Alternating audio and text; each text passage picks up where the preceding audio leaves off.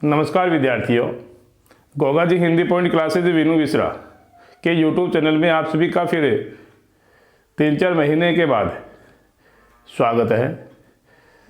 पीछे 2-3 महीनों में थोड़े राजनीति में चले गए थे। पूरे ग्रामवासियों के सहयोग से, आप सभी के आशीर्वाद से आज हम जीत चुके हैं, विजय हासिल की है। उसके लिए आप सभी को, ग्रामवासियों को बहुत बहुत शुभकामनाएं, धन्यवाद। आज हमें फिर कुछ दिनों के बाद वीडियो अपलोड कर रहे हैं और जो ये वीडियो अपलोड किया जाएगा ये है 10वीं क्लास की जो व्याकरण है अपनी, और जो कोरोना की वजह से सिलेबस जो हटा दिया गया है, पाठ्यक्रम जो हटा दिया गया है, उसके अलावा जो व्याकरण बची है उसी को हम अब इस चैनल के माध्यम से करेंगे। और उसके बाद में आज फिर शाम को एक 12वीं क्लास की जो पीयूष पर्वा है, बुक है, पुस्तक है, उसके अध्याय हम शुरू कर रहे हैं। तो ज़्यादा से ज़्यादा जुड़ने के लिए इस चैनल को सब्सक्राइब करें और देखें, हिंदी सीखें।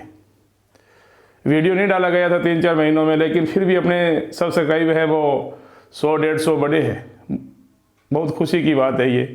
और अब वीडियो आपको लगातार हर कंडीशन में मिलते रहेंगे। तो आज हम जो समास है, समास, अब जो अपनी 10वीं की व्याकरण है, उस 10वीं की व्याकरण में समास आ गया। उसके बाद में वाक्य शुद्धि, उसके बाद में मुहावरे, और उसके बाद में लोकोक्ति। ये 4 टॉपिक है अपने 10वीं 10th क्लास में हिंदी में। तो आज हम प्रिय विद्यार्थियों समास है इसको कर रहे हैं। तो समास है जो ये समास शब्द का शाब्दिक अर्थ क्या होता है, समास शब्द का शाब्दिक अर्थ, तो समास शब्द है उसका शाब्दिक अर्थ क्या होता है, संक्षेप। क्या अर्थ होता है, संक्षेप। और समास का विलोम क्या होता है, समास का विलोम होता है व्यास। अब की बार जो छोटे छोटे प्रश्न हैं वो जो अपना ये एग्जाम होंगे बोर्ड में, उसमें थोड़ा सा परिवर्तन किया गया है कि बच्चों ने जिस प्रकार से तैयारी नहीं की है, कोरोना की वजह से, कोरोना की मार से बच्चों की पढ़ाई डिस्टर्ब हुई है, उसको देखते हुए बोर्ड क्लास ने अब की बार थोड़ी सी राहत दी है विद्यार्थियों को। और शुरू के जो प्रश्न हैं 10, वो वस्तुनिष्ठ प्रश्न आ रहे हैं। वस्तुनिष्ठ का मतलब क्या है कि एक प्रश्न दे दिया जाएगा, उसके 4 ऑप्शन मिलेंगे आपको, और फिर हम उस ऑप्शन में से एक राइट करके फिर हम आंसर लिखेंगे, ए ब स द में से ए कोई। अब जो ये अब की बार ये पेपर पैटर्न चेंज किया है, उसके हिसाब से हर पंक्ति अपनी इंपॉर्टेंट है, महत्वपूर्ण है। प्रश्न बहुत बढ़ेंगे, एक पंक्ति में कम से कम 10-10 प्रश्न बढ़ेंगे। जैसे समास शब्द का शाब्दिक अर्थ क्या है, संक्षेप। संक्षेप का किस रूप में प्रयोग करते हैं, समास शब्द का शाब्दिक अर्थ के रूप में। उसके बाद में समास का विलोम क्या होता है, व्यास, और व्यास का विलोम क्या होता है, संक्षेप में। इस प्रकार से देखो ये हमारे सामने है। अब समास का शाब्दिक अर्थ हो गया संक्षेप, उसके बाद में समास का विलोम होता है व्यास। अब आगे बढ़े विद्यार्थियों, तो परिभाषा क्या होगी, परिभाषा 2 या 2 से अधिक वर्णों के मेल को संधि कहते हैं। ध्यान रखना, 2 या 2 से अधिक वर्णों के मेल को संधि कहते हैं, और 2 या 2 से अधिक शब्दों के मेल को समास कहते हैं।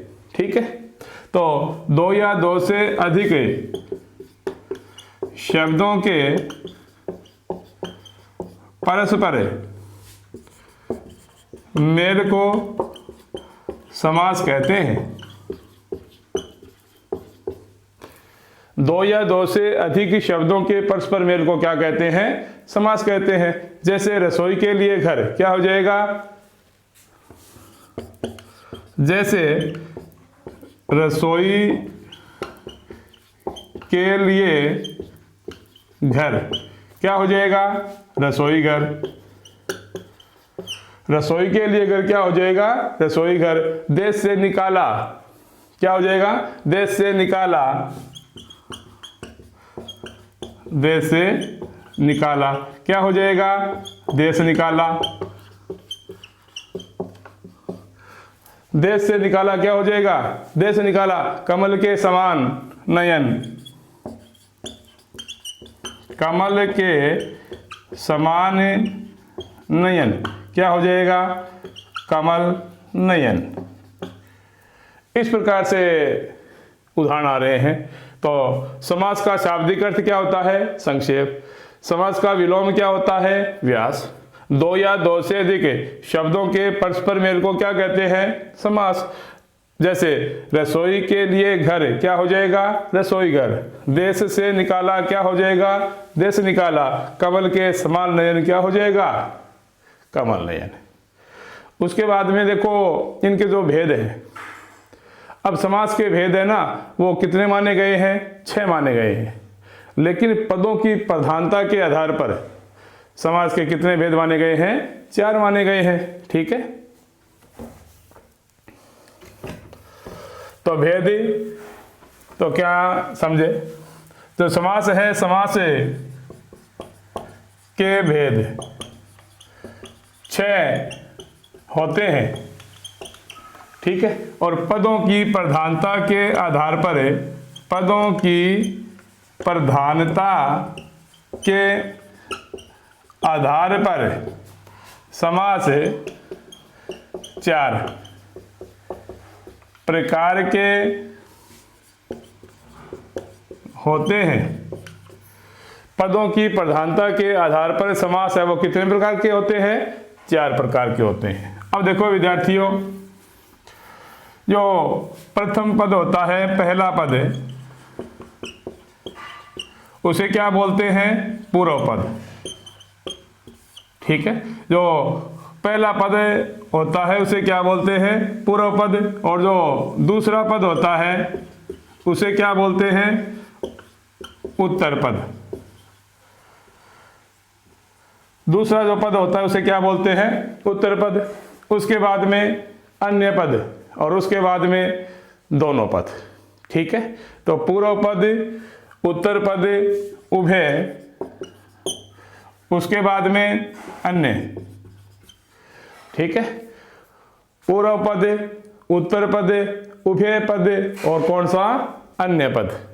उभय पद हो गया और अन्य पद हो गया। अब देखो, जो पूर्व पद है, पहला पद प्रधान होगा किसमें? अव्ययी भाव में। पहला पद या पूर्व पद है वो कौन सा होता है? अव्ययी भाव समास में। दूसरा पद, इसमें कौन से आएंगे? दूसरा पद में तत्पुरुष समास, कर्मधारय, द्विगु। तत्पुरुष समास, तत्पुरुष समास, द्विगु समास, तत्पुरुष समास, द्विगु समास और कर्मधारय समास।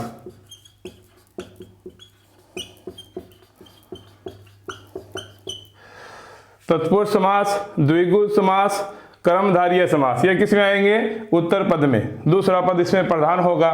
उसके बाद में उभय यानी दोनों पद। ठीक है, और उभय पद, दोनों पद प्रधान किस में होगा? द्वंद्व समास। और अन्य पद किस में होगा? यानी तीसरा पद किस में होगा? बहु व्रीहि समास। ये 6 भेद थे जो 4 प्रकार में आए हैं।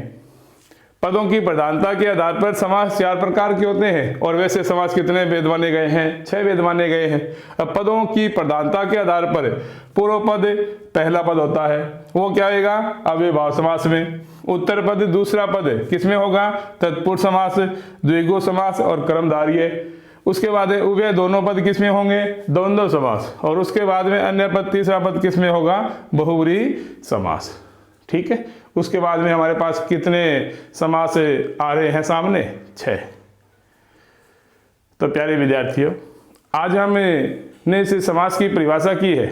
अगले वीडियो में हम एक एक समास को लेकर चलेंगे, बहुत इंपॉर्टेंट है, क्योंकि जो 10वीं की व्याकरण है अब की बार, उसमें समास से संबंधित बहुत सारे प्रश्न पूछे जाएंगे। समास एक ही टॉपिक व्याकरण का है, उसके बाद में वाक्य शुद्धि है, उसके बाद में क्या है? विलोम शब्द है, और विलोम शब्द नहीं, उसके बाद में